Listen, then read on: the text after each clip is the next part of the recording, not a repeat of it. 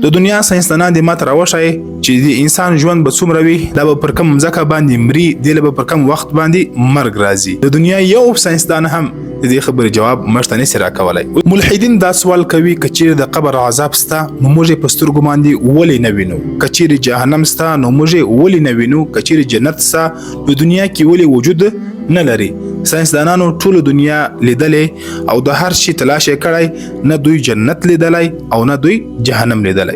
مال پر دې خبره باندې خندا راسي چې دا ملحدین وایي ساينسدانانو ټول دنیا لیدلې. اوس ګوره ساينس د دنیا یو ذره هم نه ده ثابته کړې او د ساينس چې کوم تلاش دی دا بیخي ډیر کم دی. د دنیا ساينسدانان دې ماته راوښایي چې د انسان ژوند به څومره وي، دا به پر کوم ځمکه باندې مري، دې له به پر کوم وخت باندې مرګ راځي. د دنیا یو ساينسدان هم د دې خبرې جواب موږ ته نشي راکولی. اوس ګوره موږ د قبر عذاب ولې په سترګو باندې نه وینو؟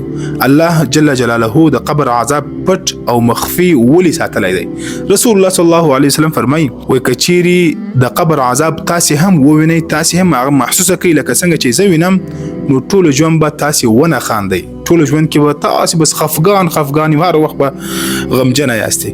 د قبر عذاب الله پټ ساتلی دی چې انسان خپل ژوند وکړي. دویم، جنت ولې نه وینو په سترګو باندې؟ جهنم ولې په سترګو باندې نه وینو؟ الله ولې دغه شان پټ ساتلی دي؟ نو که چیرې جنت هم درته ښکاره سي، جهنم هم درته ښکاره سي، نو بیا د ایمان بالغیب څه معنا؟ بیا د انسان د امتحان څه معنا؟ بیا خو هر څوک پر دې باندې بیا ایمان راوړي. نو الله رب العزت فرمایي چې تاسې ما پر غیب باندې وپېژنئ، تاسې پر ما باندې ایمان راوړئ. دا ځای د امتحان دی. ګور د امتحان دا مطلب دی چې کله تعالی یو سوال در لراسي نو جواب بستا خپل ایزوي ته دغه سوال جواب په دې پیپر کې لیکي نوشته کوي به. نو چې کله سوال هم درته مخامخ وي، جواب هم درته مخامخ وي، بیا خو دا امتحان نسو.